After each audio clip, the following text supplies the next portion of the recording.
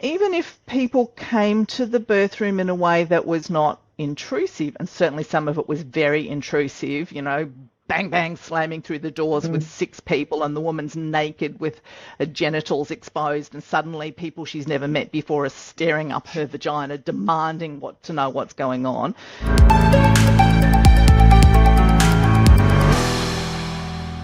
Welcome to the podcast. This is Tracy Donegan. Today I'm speaking with Dr. Kirsten Small, an Australian obstetrician. Kirsten shares her research and insights on the lack of transparency, the lack of evidence, and known harms of continuous monitoring in labour for women.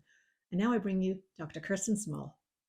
Hi, everybody. You're very welcome to our next episode of my podcast. And I am really excited today to just have a little time with Dr. Kirsten Small, who's going to talk to us about the Pandora's box of electronic fetal monitoring / CTG.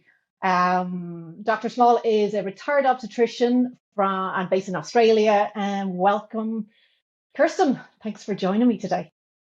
Thanks very much for inviting me along, Tracy. I have so many questions, but I know we have limited time. So just tell us a little bit about your background and how you decided on monitoring as your thesis for your PhD. I've done lots of things in my life. I was in clinical practice, in private practice here in Australia for many years. I've worked in our state-funded healthcare system, in huge, big public hospitals in capital cities, to tiny little regional places where I was the only obstetrician and I was on call 24 hours a day for 3 or 4 weeks without a break, and everything in between. I've worked in academia as a lecturer in a school of nursing and midwifery, and as a researcher. I'm currently still working as a researcher and university lecturer. I retired from clinical practice a couple of years ago so I could focus on research and education.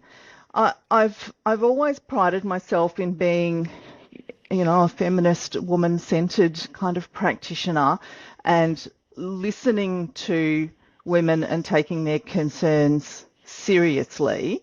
And that kind of set me apart from my peers a little bit in my private practice. And I had a consultation that at the time I thought was just very straightforward. It was a woman with a twin pregnancy and we were discussing plans for her labour and birth, and I said the guidelines recommend CTG monitoring. And her partner said to me, "That's interesting.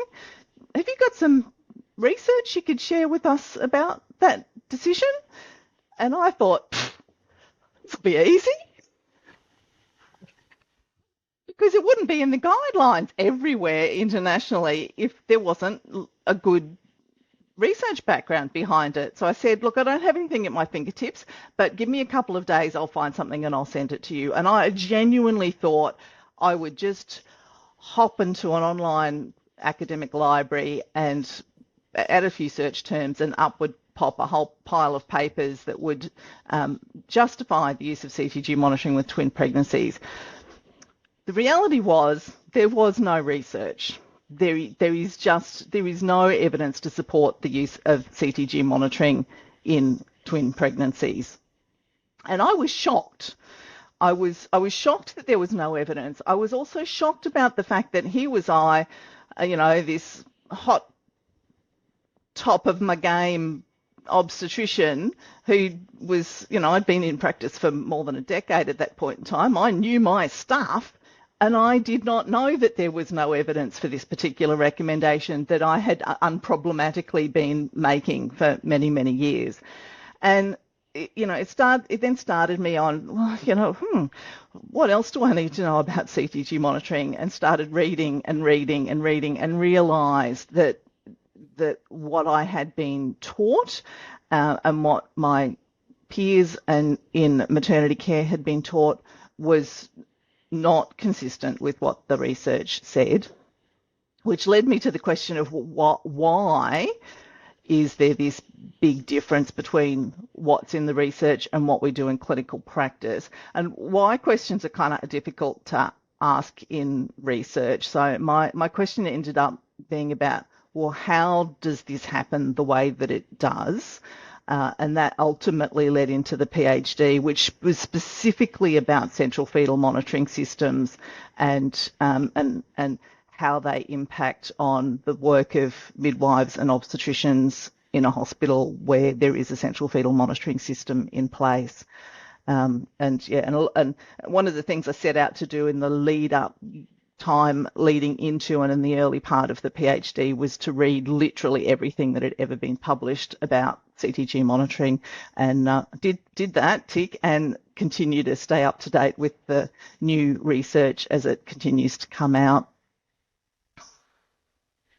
So since then, you've started your blog, which is at birthsmalltalk.com. So if for anyone who's watching, if you are not already subscribed and you have an interest in evidence-based practice, please go and follow. This is such a fantastic resource, not just for birth professionals, but for parents as well, because it's you've made it so accessible and easy to understand, which is so important. I mean, I have published in the peer-reviewed academic literature, which sits behind professional journal paywalls where you can't get at anything, but it's considered to be, the official proper way to do it in academia.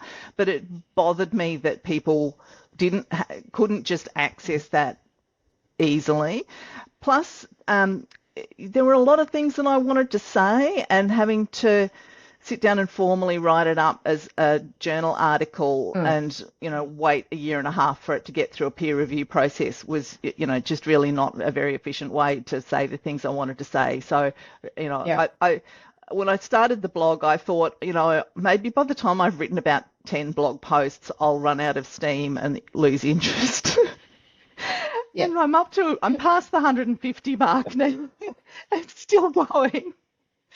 Because there's still things that demand to be written mostly about fetal monitoring. Occasionally I'll have a little rant about perineal trauma or breech birth or something else that catches my attention. But mostly I stick to my wheelhouse, which is all about how we monitor the fetus, mostly in labour, but also during pregnancy. So when you say there is no evidence for fetal monitoring for twins, so when we look across the spectrum of a healthy, well woman having a baby, or twins, or VBAC, or even just the admission CTG. So are we saying that it's just not there? There's a combination of big holes where we don't have good research, and spots of research that are not necessarily great quality that don't show that CTG monitoring is better than the alternative, which is either to not do a CTG or to use intermittent auscultation, depending on whether we're talking about during pregnancy, at admission to hospital, or during the course of somebody's labour. So one thing that I've come across multiple times with parents, especially if I'm working as a doula, is that if the parents have done their research, they are comfortable with what they've decided, and they are considering opting out of the admission trace the minute you walk in the door, I guess they're not being given any information to opt out, really. Because as soon as they say that they're asking for somebody that's outside of the hospital practice, what comes back is, unfortunately, well, if we don't know what's happening with your baby could die. So this is what parents are being met with when they're trying to self-advocate. So when you're talking to your colleagues and peers, and somebody has said, I'm opting out of continuous monitoring for whatever reason, what's the fear factor there? Is it a litigation issue? Is that where ultimately it stems from, that they're like, we don't want this trace ending up in a court case? That's part of it. And in Australia, because our legal system's different to North America, the fear is not so much about litigation, it's about the regulator, so being brought in front of the relevant board. We have the Australian Health Practitioners Regulatory Authority in Australia that has oversight over midwifery and nursing and medicine and many other health professions, and that's being reported to the regulator is more of a risk than a lawsuit for us here in Australia. So that's part of it. A lot, even without it being at that level, it's about potential loss of professional reputation, that people will think you're the rogue midwife or obstetrician, you're the weirdo, the odd one out, and people want to be part of a team and they want to be well considered by their peers and respected, so they don't want to push the limits at work. They don't want to lose their job. Many hospitals will have employees sign an agreement to say that they will abide by hospital policies as part of their employment, and you can lose your job if you don't follow hospital policies. And depending on the wording of the policies, and this is one of the things I looked at specifically at the place where I was doing data collection for the PhD, you may find that the wording of the policy says women with risk factors require a CTG, not women with risk factors should be advised or recommended to have CTG monitoring. And so if the woman makes a choice to not have CTG monitoring and she is considered to have a reason to have CTG monitoring, then potentially the person who's providing professional care for her can lose their job, because they haven't managed to convince the woman to follow the hospital policy. So a lot of it boils down to the fine print of the wording of hospital policy as to how health professionals will behave. And so one option during, if you know where it is that you're planning on giving birth, particularly if you have choices to go somewhere else, is to go and ask, can I see a copy of the policy of this organisation about fetal monitoring during labour, to see how it's worded? Does the wording say you should recommend, advise, suggest CTG monitoring, or does it say the woman will have it and you will make it happen? Hey there, if you're enjoying this conversation and are passionate about evidence-based care in labour, the best way to support our work is to subscribe and share this episode with other amazing women in your life. Your support is so important to us and helps us reach more mothers with empowering content. So go ahead, hit that subscribe button and spread the love.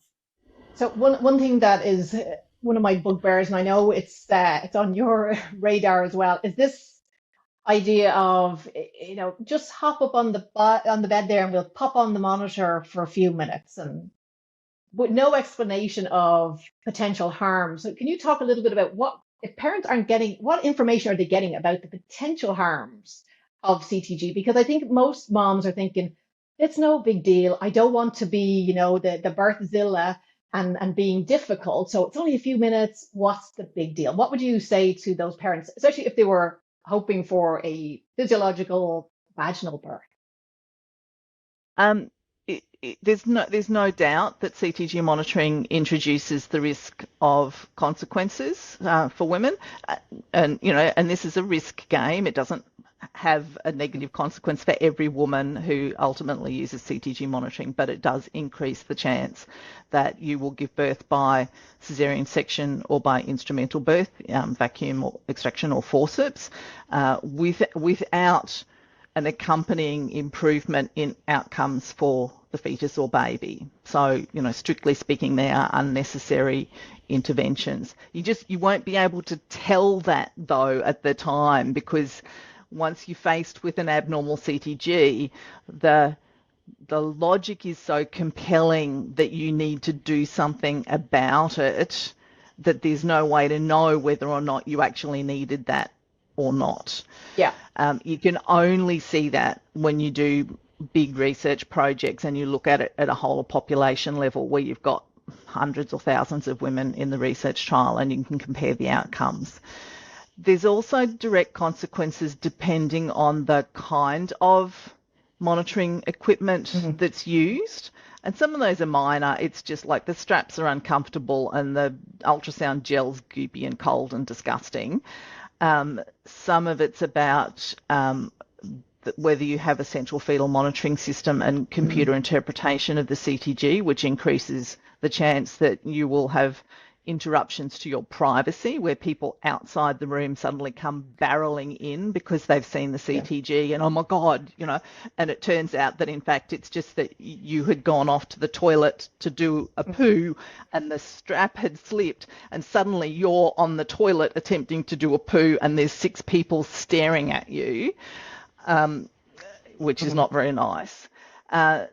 Other things are, if particularly internal fetal monitoring, so fetal spiral electrodes or scalp clips. I don't like calling them clips because it suggests that they just clip on, and they don't, or intrauterine pressure catheters or both, increase the risk of infection for mother and baby, can cause damage to blood vessels, which occasionally, very occasionally, can be life-threatening, can cause the fetal spiral electrodes can cause scalp trauma with permanent scarring or serious skin infections.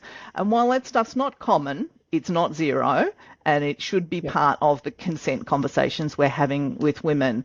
And so the whole, I'm just going to pop on a CTG, scalp clip, whatever conversation, while it is almost universal and considered an okay thing to do, ethically speaking, it's not good enough. Women should be given information and told that this is a decision that is theirs to make, and supported through the process of making that decision, and then have their decision respected. But as I said, because of the way that many hospital policies are worded, it's not in the staff members' best interests to actually give women a genuine choice, and so they don't. And there's good research that's looked at, that's gone and asked women, were you given a choice about fetal monitoring method, that shows that the number of people who are given both information and a choice is in the single-digit percentages. It's less than 10% of people, which is, for professions that are meant, at least at face value, to provide evidence-based woman-centred care and use informed consent or shared decision-making or whatever other terminology you'd like to use. When it comes to how we monitor the fetus in labour, we don't live up to expectations. Yeah, it's interesting. The concept of shared decision making, I think, is coming under the microscope more and more these days now as well, and that's for another day. So when you mentioned there, so if let's talk about central fetal monitoring. So something has come up on the monitor, and next minute you have a gang of people in the room. So for someone who's listening, they might be thinking, well, obviously there was something wrong. So, and it notified all the staff, and that was good that they all came in running, because there might have been something wrong. But isn't there, what is the fault? Isn't there like a 99.8% like false positive rate for fetal hypoxia? Or it's some ridiculous number. The central fetal monitoring is over the years, as we've gotten fancy with technology, instead of the heart rate and the uterine contractions just printing out on a piece of paper in the room, we've collected that information as a digital signal, which means you can move it. So you can move it out of the room and you can display it on a computer screen. So central fetal monitoring, you can see it on a computer in the birth room next to the woman, but there's also a central location within the birthing service where all of the CTGs of all of the women who are currently on a CTG in the service are visible, and people can sit and look at them. They don't have the context of who that woman is, what's going on for her right at this particular moment in the room, in the same way that the midwife or whoever it is that's providing care it can when they're actually physically in the birth room. And I had this experience when I sat in front of the central monitors and collected data. You lose sight of the fact that you don't have that information, and you think that you've got the story, and your brain gets quite busy and filling in the gaps. And so I'd be looking at CTGs going, she's about to have a baby. And I would be so convinced that I had it right. But there was really no way I could know that because I didn't have the complete picture. And that was me knowing all that I know as a PhD researcher sitting there watching these things. So, if you're the midwife in charge of the shift or an obstetric registrar or whatever, then you're going to believe that what you're seeing and how you've chosen to interpret that information is actually what's happening on the other side of it. But it was, and there were occasions when they might have been right that there was some disaster unfolding, but more often than not, the belt had slipped. As I said, the woman was using the toilet. She was vomiting a poor little heart out, and so the straps had just moved out of place. She was in the middle of having a vaginal examination done, or the midwife was trying really desperately to readjust the equipment to get it all working again. And even if people came to the birth room in a way that was not intrusive, and certainly some of it was very intrusive, bang, bang, slamming through the doors with 6 people and the woman's naked with her genitals exposed, and suddenly people she's never met before are staring up her vagina, demanding to know what's going on. But it wasn't always like that. Sometimes it was just a gentle knock on the door and can I just ask you about your CTG? And that seems okay, but it still means that person has to stop what they're doing to address the problem with the CTG, to go and sort out the person who's at the door wanting to know what it is that's going on, which stops them from doing the things that need to happen to address the problem with the CTG.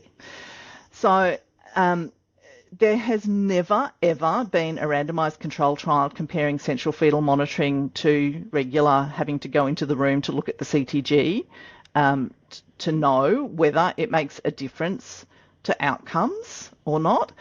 What we do have is 3 small bits of research from places where they had a central fetal monitoring system and the blue smoke came out, right? It broke, and they no longer had a central fetal monitoring system, and they couldn't immediately afford to replace the system because these things are seriously expensive. And so they then had a period where they had no central fetal monitoring. And so they went back retrospectively over their birth outcomes and looked at, did it make a difference to, how babies were born, how they came out, and whether they were sick or not. And the studies have shown no differences in outcomes for the baby. They're not more likely to be alive or to not end up in the nursery or have a low APGAR score when there's a central fetal monitoring system. What happened as the central fetal monitoring system broke and was no longer used in some but not all of the studies, the caesarean section rate fell, and so did the instrumental birth rate. So, while CTG use on its own compared to intermittent auscultation pushes up the Caesar rate, it seems like adding central fetal monitoring into the mix compared to having to go to the room to look at it pushes it up another step again. And one of the studies actually asked midwives and obstetricians, it was in Australia, about whether they spent more time or less time in the room with the woman now that they didn't have central fetal monitoring. And they said that they were spending more time in the birth room now that there was no central fetal monitoring system.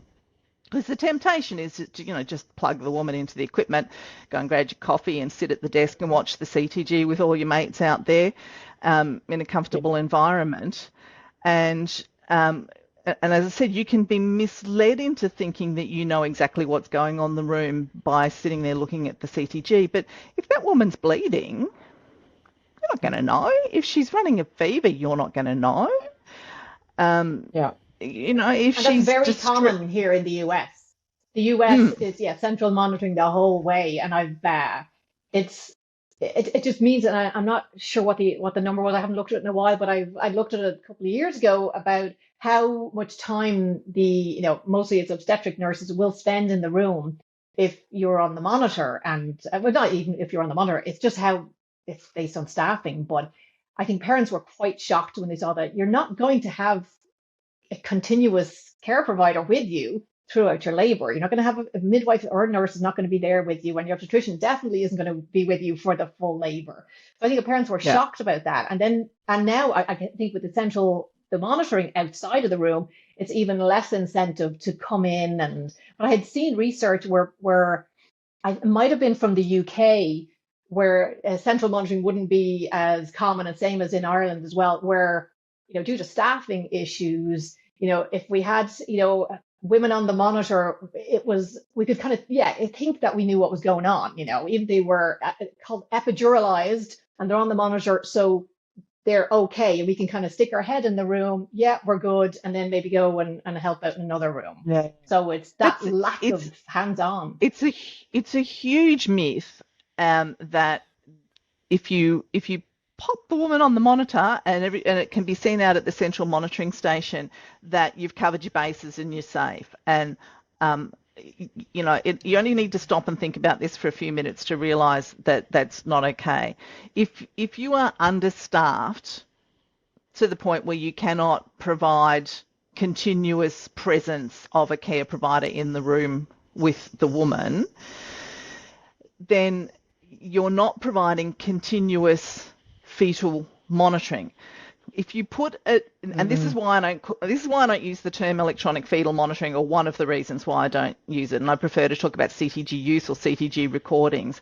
Monitoring requires a human being who knows how to judge the quality of a CTG to be looking at the CTG and judging the quality of it, and to have the capacity to act on what they're seeing.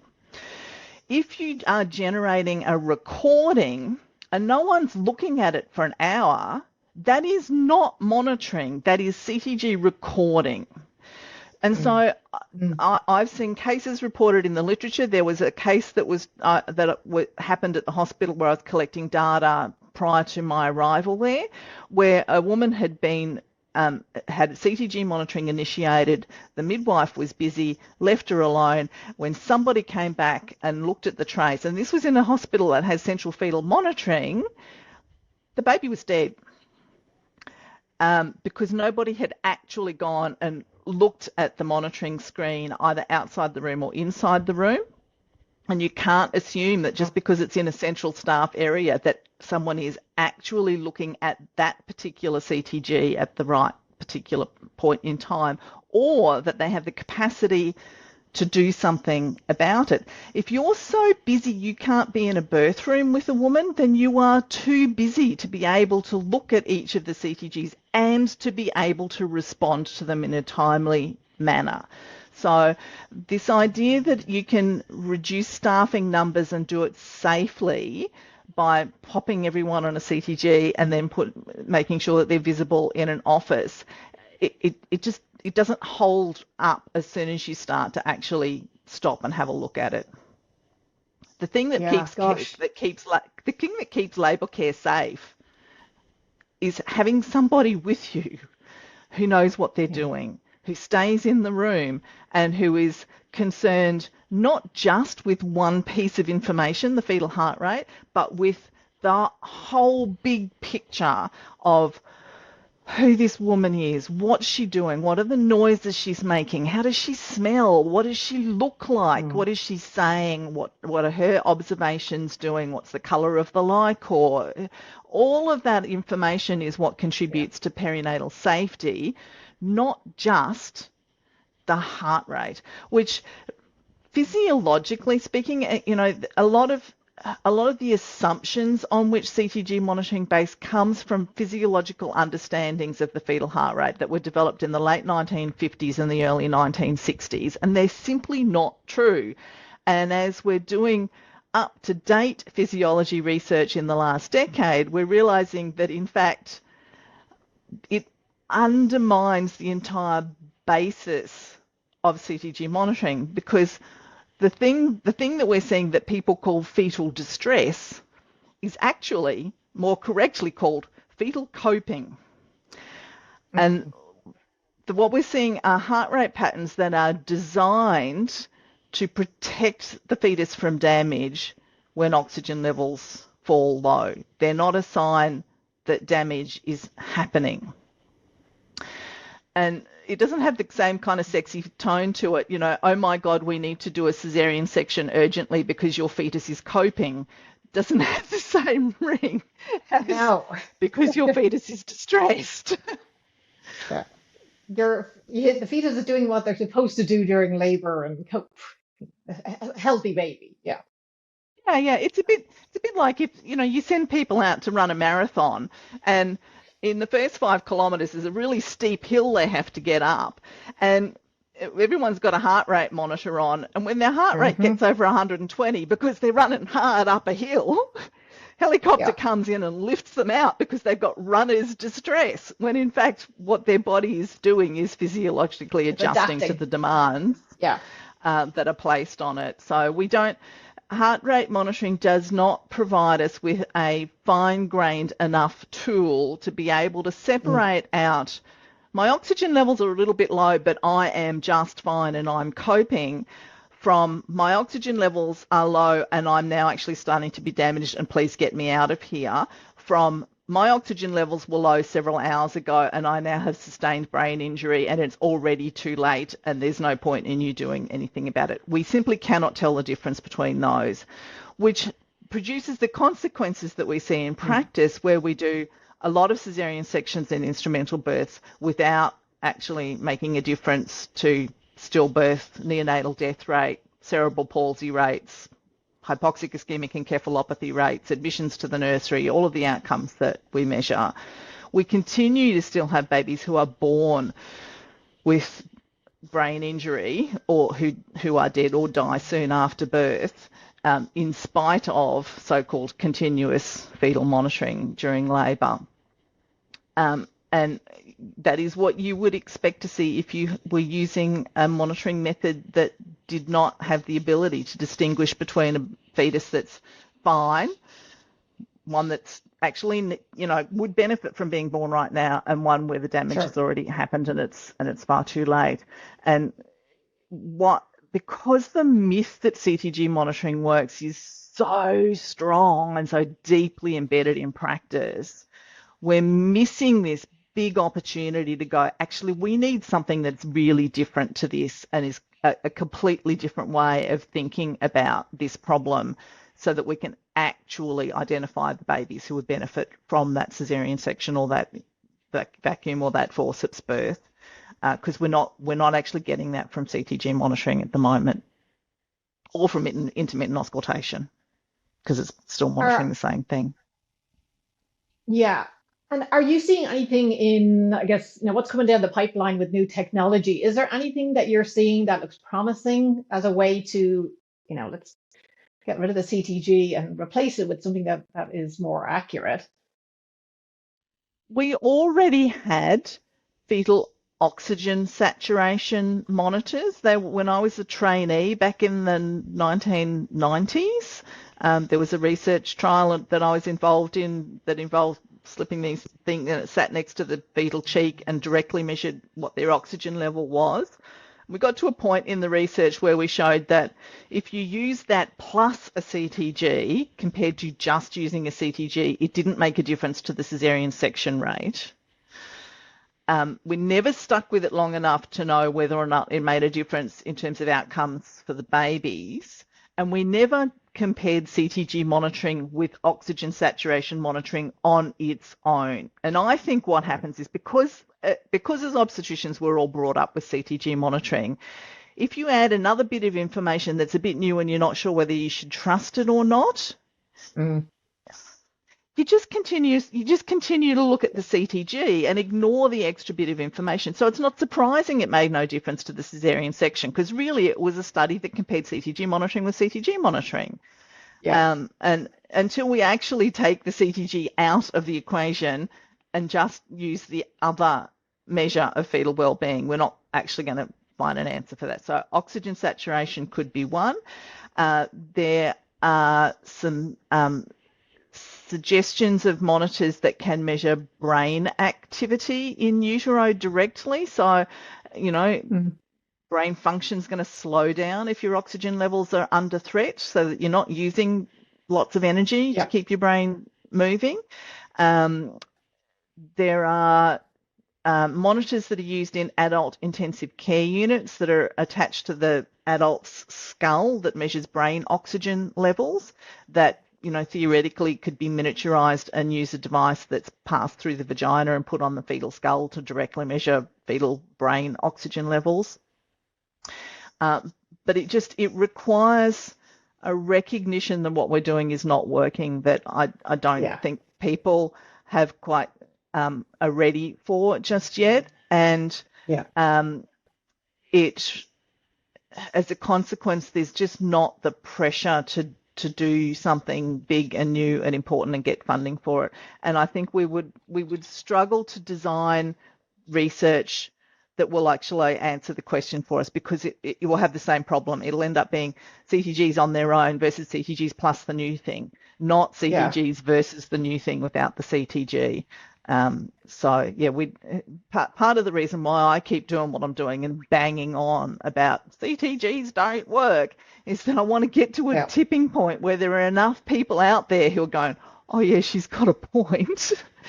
That we can turn this conversation around a little bit, and we're a long way away from that, because as you've said, women's experiences are that they'll turn up at hospital and somebody will go, your baby will die, and there's absolutely no evidence to back that up. We've got all of the research that's ever been done about CTG monitoring in women at low risk, in women at high risk, has shown no differences in the stillbirth rate during labour or in the death rate of the baby in the first week after life, which is when, if it was due to low oxygen, that's when you would expect the deaths to occur.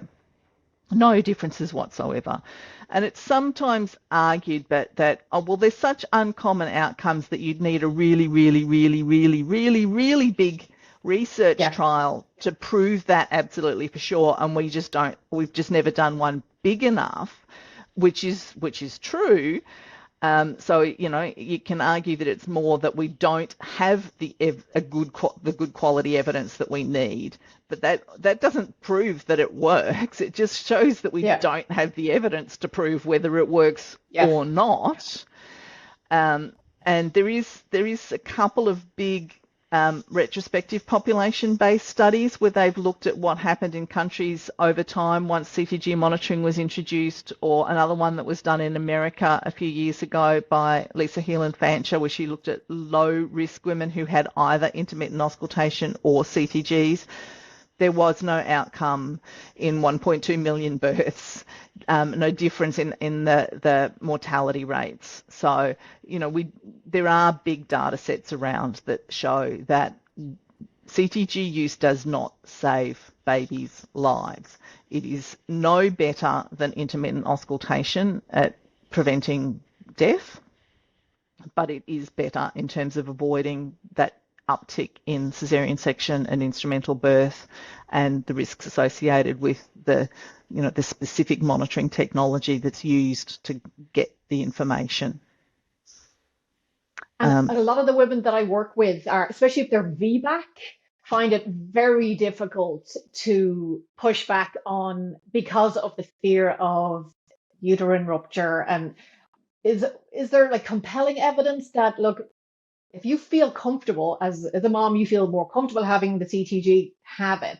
But for like when I'm working with VBAC moms, and I would say half them, most of them are coming to me because they had a first experience where it was the monitoring showed something, baby was in distress, and they had a cesarean, and 99% of the time baby came out pink and screaming, and now they're looking into all the research around VBAC, and they are really bloody pissed because they did not get the information they needed to make that decision on the first pregnancy. So they are very much trying to avoid being railroaded the second time, but they don't want to take any unnecessary risks, of course. So would you mind talking a little bit about VBAC? And because I know we're going to have lots of VBAC moms who will be interested in this podcast too. There has only ever been one randomized control trial where all of the women were women who had one previous cesarean section, and some of them had vaginal births as well. It wasn't just women who'd had a first cesarean section and then no vaginal birth since. It was in India. It was a tiny study. They had 100 women who were monitored by intermittent auscultation and 100 who were monitored by CTGs. And the uterine rupture rate is, 0.1%. So not surprisingly, no one in the group had a uterine rupture. So it was, underpowered really to demonstrate any of the outcomes they were interested in measuring, and it showed no difference in outcomes for the baby. There was a higher caesarean section rate when CTGs were used, but it didn't reach statistical significance because the numbers were small. So, that's not really compelling evidence that if you have a VBAC, that CTGs are going to make life better for you. In the research on VBAC though, wouldn't most uterine rupture, aren't they happening like prenatally? They're not happening as much. This is something that happens pre-labor in more women than it does during labor.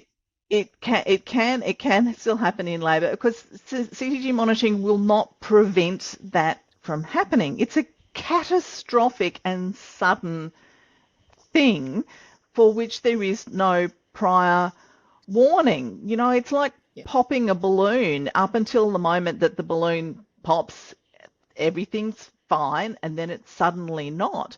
And for CTG monitoring to be effective, there needs to be a window of opportunity between when things start to go bad and when it's too late to do anything about it, where you can step in and you can make a difference. And when it comes to uterine rupture and death or damage for the baby, that window of opportunity is very, very narrow. And in many places, you simply cannot go for, even without CTG monitoring, even if because these things are usually clinically, bleedingly, obviously not okay, even if you don't have a CTG on. Even if you've got a well-oiled team and everybody's awake and there's theatres in, the time that it takes you to get that woman into an operating theatre and get that baby born is not going to be enough to actually save that baby's life. And so if you don't have a long enough window of opportunity, then there's no way CTG monitoring can improve that outcome. Yeah. It doesn't make sense. There is other research, and the biggest of the research trials that we have that directly compared CTG monitoring with intermittent auscultation was the Dublin trial, so McDonald et al. 1985, and then they published long-term data a couple of years later.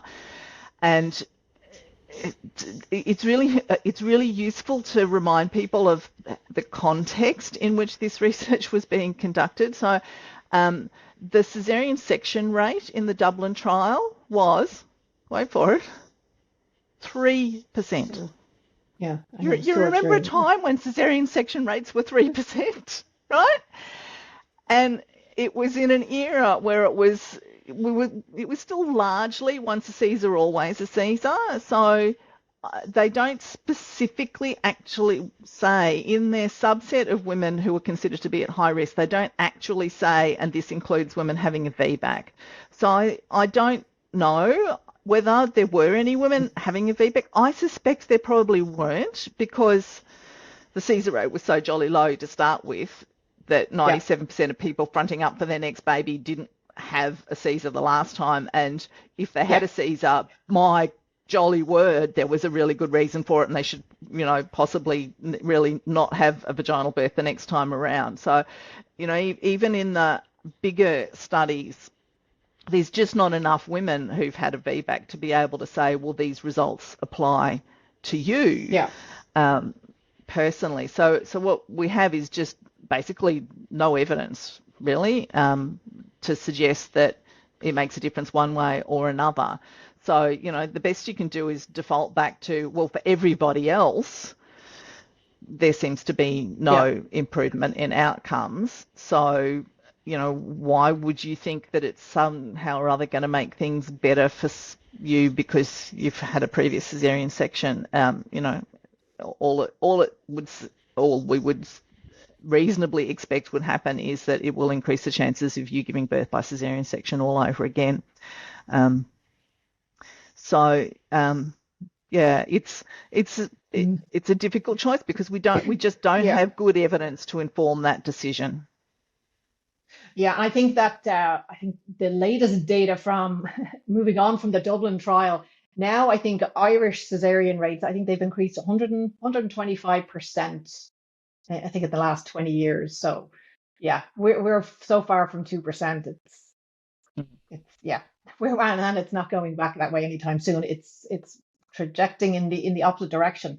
Can I ask you a little bit about what you're doing now? And because you're now offering training to birth professionals, and I've talked to different doulas about and different childbirth educators about this, and some think it's absolutely brilliant because the more that really everybody knows about, the lack of evidence, I was about to say the lack of evidence, the better. So, but I've also heard from doulas that, I could never do that because it would be out of my scope of practice. And personally, I think knowledge is never outside of anyone's scope of practice. It's what we do with Knowledge it. is power. Knowledge is power, Applied and knowledge is power. yeah. So I have 2.5 courses. So I have fetal monitoring for maternity professionals, which is for registered maternity professionals. So obstetricians, midwives, obstetric nurses, people who provide care during pregnancy, during labour and birth, or talk to women after their labour and birth experiences who are registered maternity professionals. And it is a very, very deep dive into the evidence, because it's easy enough for me to just go, oh, well, CTGs don't work.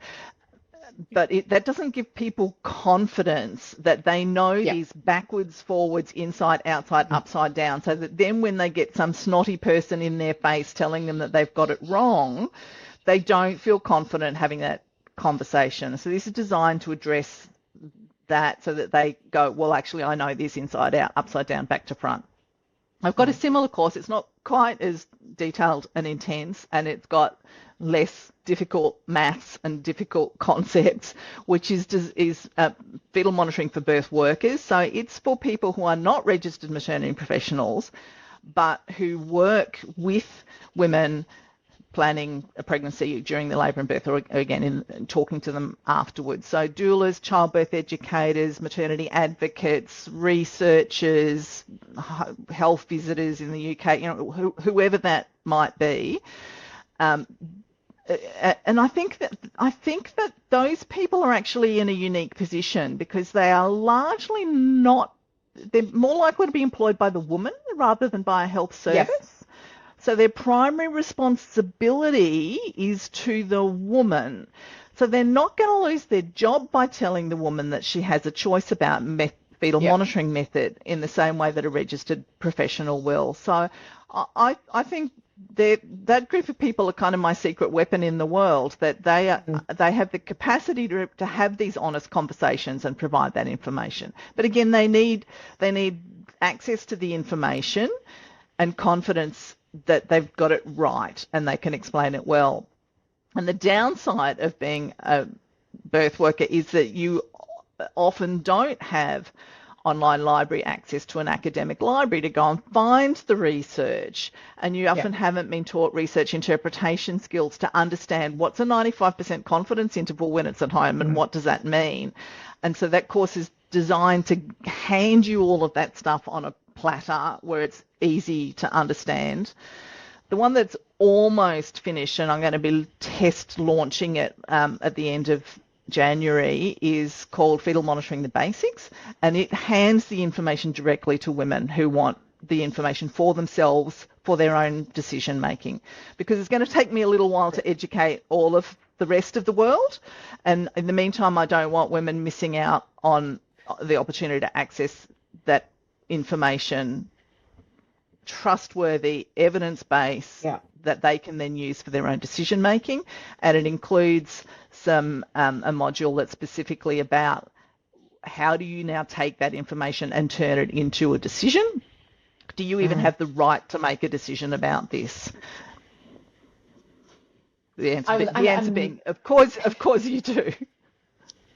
Yeah, and my next question was going to be, so, if I was a first-time mom going into a unit tomorrow, I had no other choice but to attend this unit, and they are very encouraging for CTG.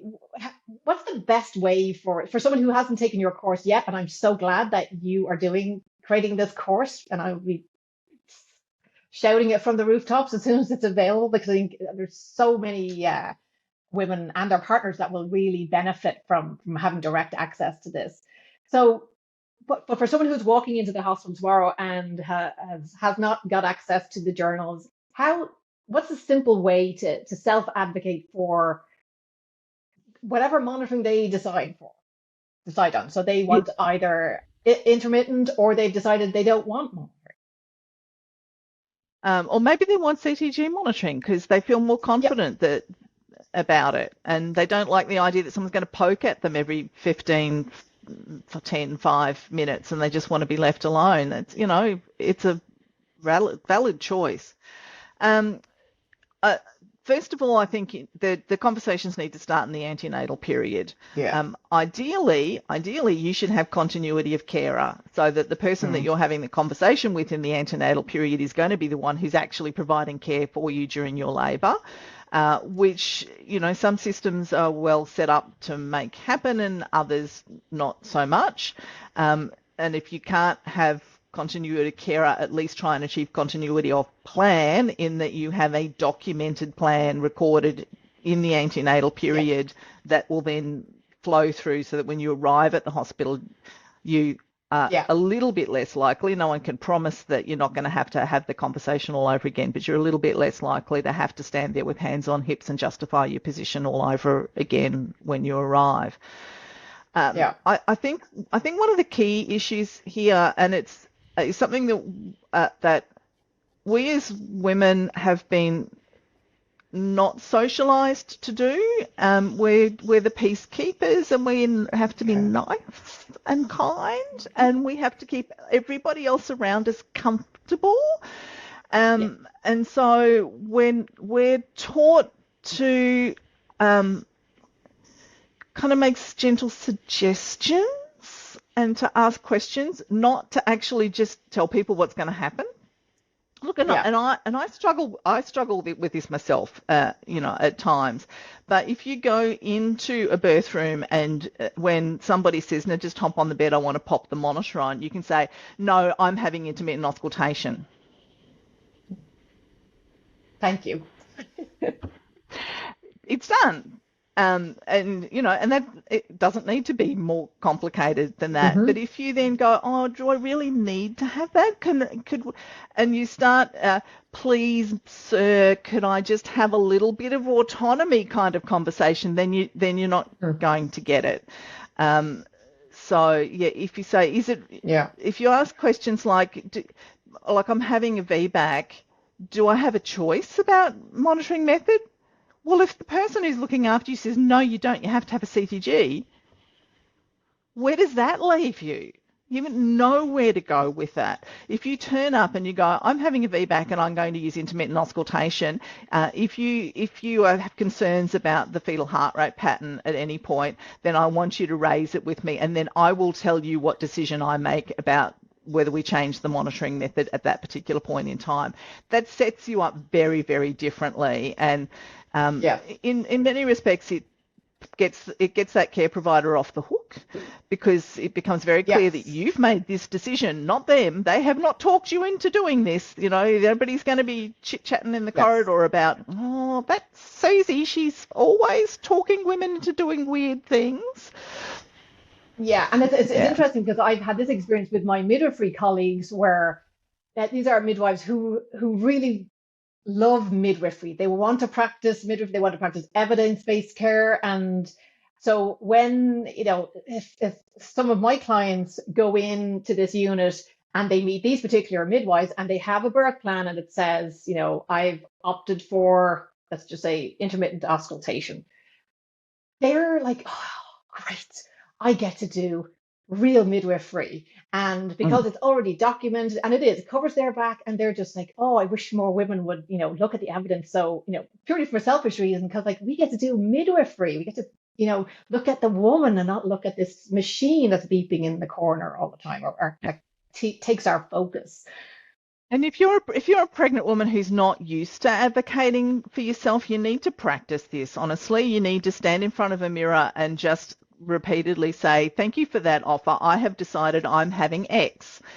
And you practice it with your friends and your partner, and you Yes. practice it when you go to the coffee shop and they say, "Would you like, you know, to be upsized?" "No, thank you. I've decided that I'm going to have X," until it stops feeling weird, Yeah. and you Yes. start getting a sense of the fact that actually you are the most powerful person in the room, because legally speaking, you're the only one who actually is entitled to make decisions about what happens in, on, and around your body. Yes. Yeah. I think so many of us have grown up with this idea that we have to ask permission for our, and so I guess so many parents also are under the assumption that, especially if it's their first time, in maternity services, that of course all of the care is going to be gold standard evidence based, of course. And then they learn that, oh, well, if it's kind of it's a little scary but empowering, because you learn that, okay, now it's actually so much of what happens in labor and birth is on dodgy evidence. So maybe I need to learn a little bit more. And then I think it helps them kind of build that decision of, oh, well, maybe this isn't the best place for us to have our baby. Maybe and I think it can be helpful that way. But the CTG is so contentious. I mean, I remember a mom who had labored at home beautifully, walked in the door to an Irish unit, and was bearing down and told, I I can't bring you upstairs until I put the monitor on. Mm. Like, Jesus. I mean, Admissions CTGs drive me nuts, because they are like the logic behind them is just so. At the time that people started doing randomized control trials to look at the question of whether we should do admission CTGs or not, most of the research about the use of CTG monitoring in labour had been done and showed that it did not improve outcomes. So the theory behind an admission CTG is that for women who don't have a risk factor and who therefore would not be recommended to have continuous CTG monitoring right from the get-go, that they should have this CTG trace done for a short period when they first arrive in professional care, in order to identify whether there's some other risk going on that history alone has not identified, so that those women can also then be included in the group of women who have continuous CTG monitoring during labour, which we've already proven doesn't actually improve outcomes. And so it's this absolute blind optimism, but no, we're going to make it work this time, that yeah. led to the research. And so not surprisingly, the research shows, and there's been another trial more in the 2017, the 2010s, called the ADCAR trial. It was done in Dublin. Yeah. That again updated it, into the 21st century, and looked at the question of admission CTGs. It doesn't improve outcomes for the baby, and the drive upwards in caesarean section rate is not as big as we saw originally. But I think that because when you start with a caesarean section rate of 3%, it's easy to push the Caesar rate up. Yeah. When you've got a caesarean section rate of 35%, to push it up by double, it just doesn't happen, because it's so jolly high to start with, that we don't see the big changes. But yeah, there's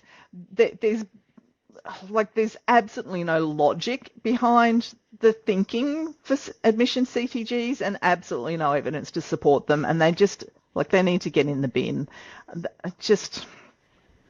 I like that. No. Get in the bin. So if someone, let's say, just say a mom she's been induced, should she have continuous monitoring? This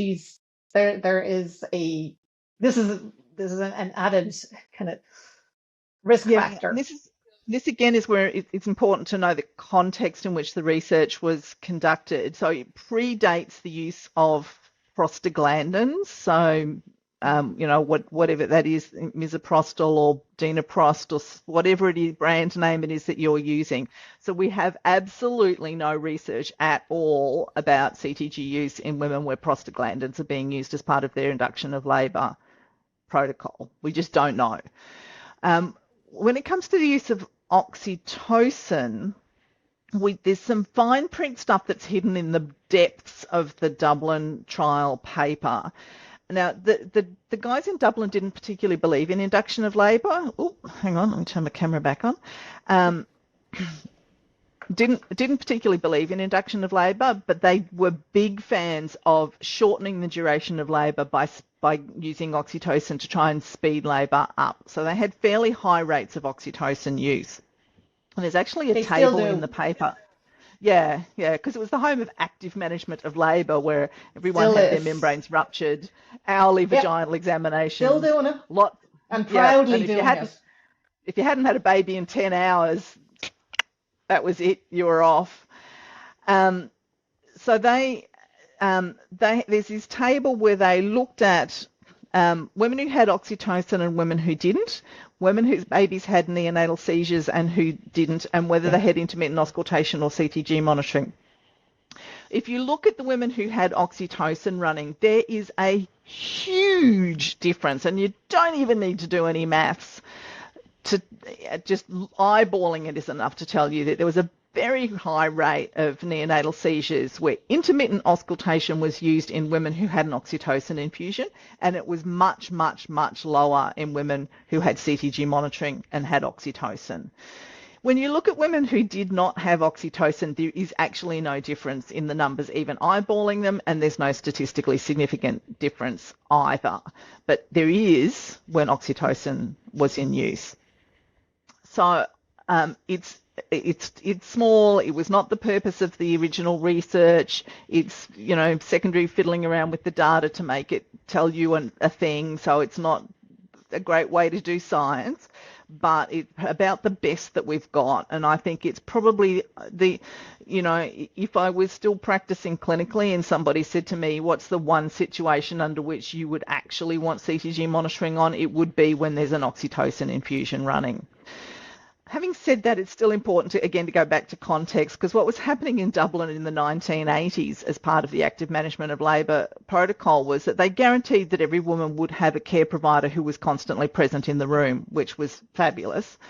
But mostly those care providers, and there's actually a paper published by Garcia in 1985 that says this, so it comes from the Dublin team at the same time as the trial was published, that most of the people who were those care providers were in fact midwifery students or medical students. They were not registered professionals, they were students of those professions.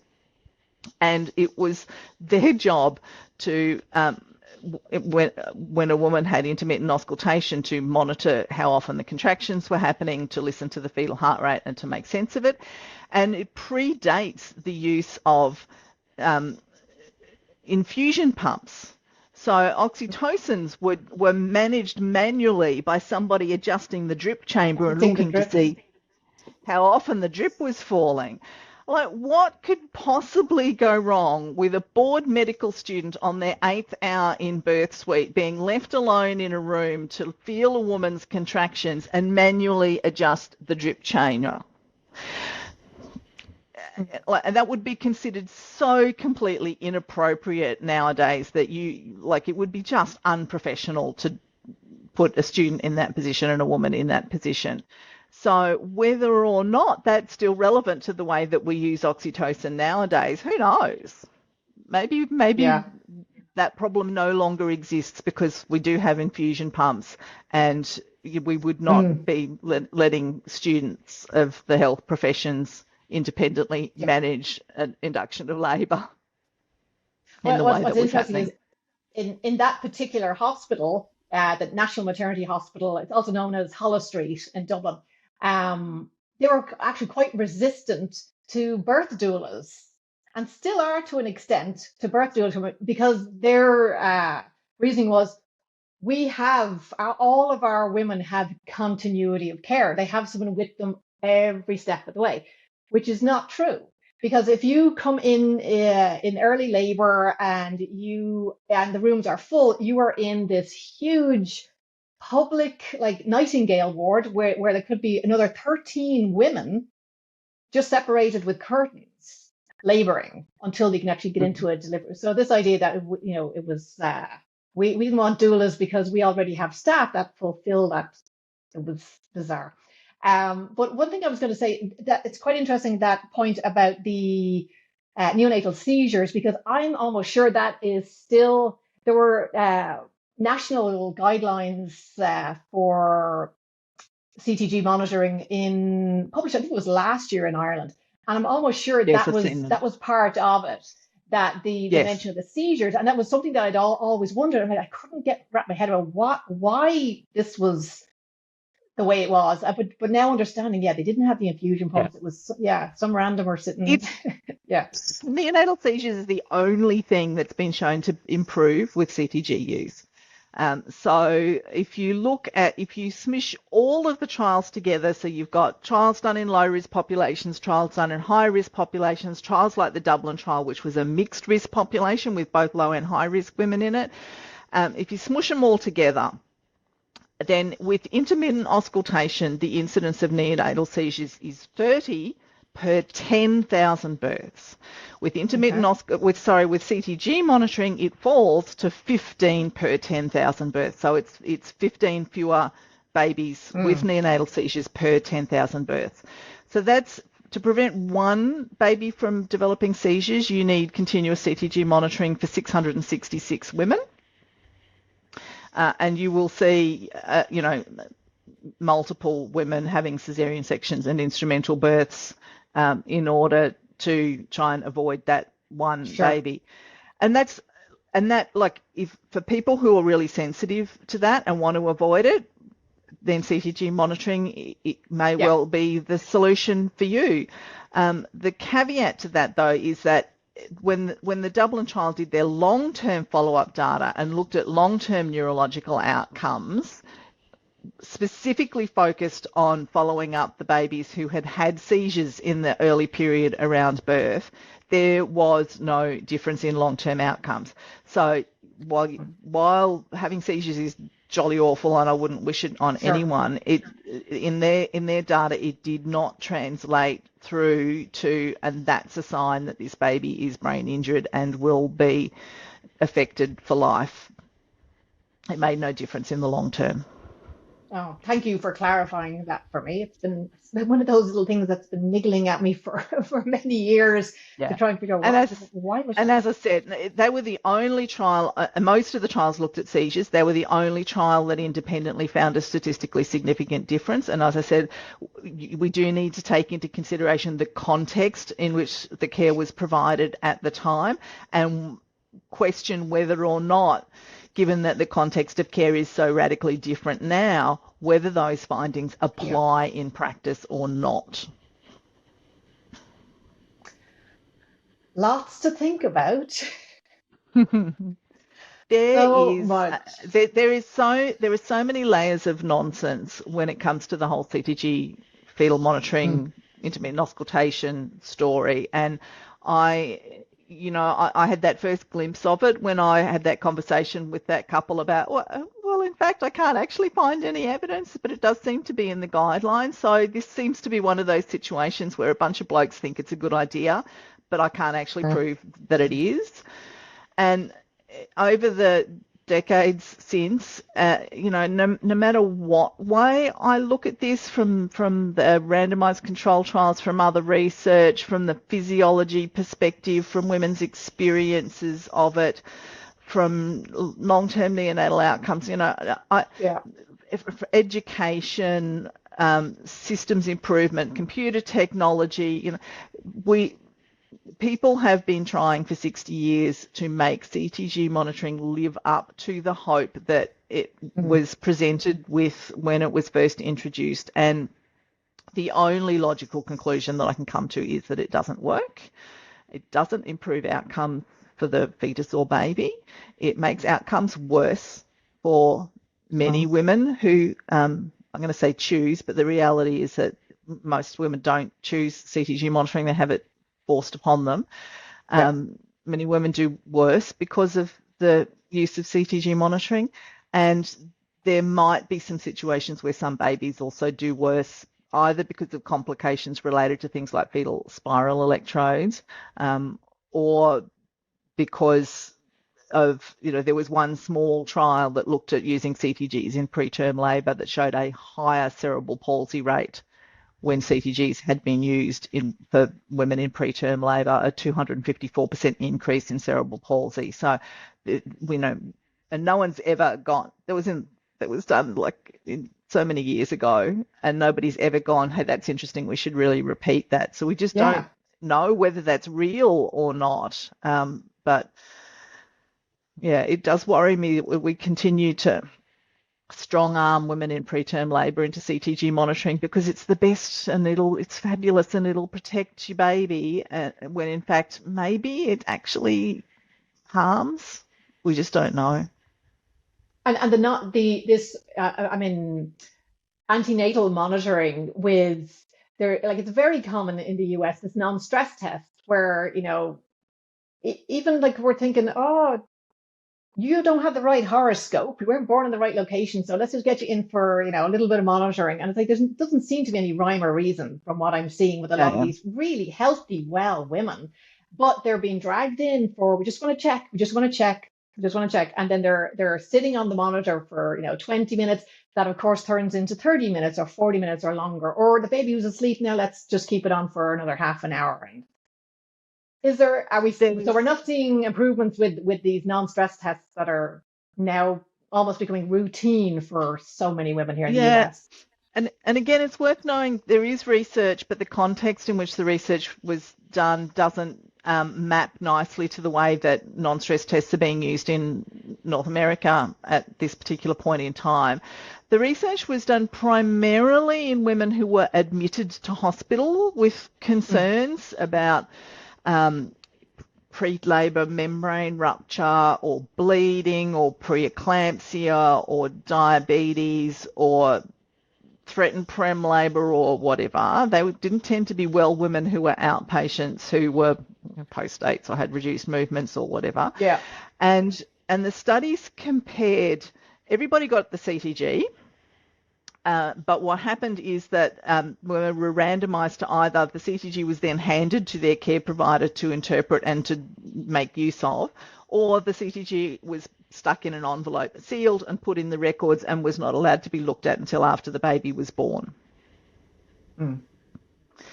I find it slightly difficult to imagine that the person who was putting the CTG on and making sure that it was actually recording and that there was enough of a trace to be interpretable would not have pressed an emergency button if it was seriously abnormal to start with. That the idea that they'd just go, oh, well, never mind, and stick it in an envelope. So, there was probably some breach of randomization that went on, which, fair enough, but in terms of doing research for knowledge generation, it makes problems for you when people do that. It showed the mortality rate, so the death rate for stillbirth and early neonatal deaths was actually twice as high when people looked at the CTG recording as when they didn't, but it just fails to reach statistical significance. So statistically speaking, there's no difference, but just on the raw numbers alone, the mortality rate was higher when people made use of that information to dictate clinical practice, which again, we're not talking about. And how that then translates to using CTGs for women with reduced fetal movements who are post-dates, or who in Australia, one of the things that we're doing now is people from South Asian countries who have a higher rate of perinatal mortality are advised to have CTG monitoring as they get close to their due date. No evidence of that going to improve outcomes. We just continue to use it in this blind hope that it's just some magic thing that works. And if it doesn't work, if there's a poor outcome, then that's not because CTGs don't fundamentally work, then what happens is that we go looking for a scapegoat. So we will go and find somebody to blame and make it their responsibility for not having interpreted it, not having acted in the appropriate time frame, etc., etc. If we really, really can't find somebody to blame, then what we say is, oh, well, that was one of those kind of outcomes that CTGs were never meant to prevent in the first place. And so this mythological, it's why maternity professionals can't see that it's not working, because the vast majority of time, these outcomes affect about 0.4% of women. So the vast majority of times you put a CTG on and the baby will be fine. Woohoo! That must prove that CTGs work. And if it doesn't work, you either go and blame somebody, or they were never meant to fix that problem anyway. So there's never a situation under which you are forced to go, oh, maybe that CTG wasn't such a good idea after all. Wow. It becomes a self-fulfilling prophecy. Yes. Yeah, and it's not going away anytime soon. So I am very excited that this training is going to be available for parents. Thank you so much. Yes, so I do suggest that people go and find the blog and subscribe. I also have, I haven't yet merged two websites. I have one on WordPress where the blog lives, another one on Kajabi where the courses live. So there's a newsletter that's based on Kajabi, and all of my blog posts have a sign up for the newsletter thing at the bottom of it. So if you sign up for the newsletter, you'll be notified when the courses are available. And I'm hoping that by maybe March, I'll have the course for pregnant women and their partners who want the information for themselves up and running. Fantastic. And ready to go. And yeah, I'm hoping that kicks off in a big way, because it's maternity professionals are held over a barrel. They get into trouble if they actually tell women the truth, because it puts them outside of, as I said, what the policies say. Not all women have access to a doula or a childbirth educator. Sure. If I can put the information directly in their hands and give them the power to turn up, put their hands on their hips and say, I have decided that I am having, then I will have done a good thing in the world. Yeah. Oh, it's fantastic, the work that you're doing. And I'm so appreciative as a midwife and a doula and a mom that it's just, because I've been waiting. I was like, I don't know enough about CTGs, but it's just to see that this course is coming is very reassuring. And I think it is so needed so that parents themselves can empower themselves to make whatever decisions work to have the best birth that they can have. Where can people find you on social media? At Birth Small Talk is my tag for Instagram and Twitter. I try not to, X as it's now known, I try not to engage too much on Twitter because it's a bit of a dark cesspit of a place. But Instagram and Facebook as Birth Small Talk, I have an account there as well. I'm not a TikToker. Video is not really my jam. So just those three, which just keeps me quite busy enough as it is. Yes. So you're not going to start dancing for us on TikTok now in the name of education, no? No, I'm not a huge fan of the TikTok phenomena, to be honest with you. But thank you so much for being so generous with your time and sharing so much of your knowledge. I think this is going to be a really popular episode, I think, for my birth colleagues and parents around the world. So thank you again, Kirsten, for joining me today. Thanks for having me, Tracy. Cheers. Thank you so much for tuning into today's episode. Remember, empowerment begins with knowledge. If you enjoyed our time together and want more content like this, don't forget to like, subscribe, and share with your friends. Stay inspired, stay informed, and until next time, take care of yourself.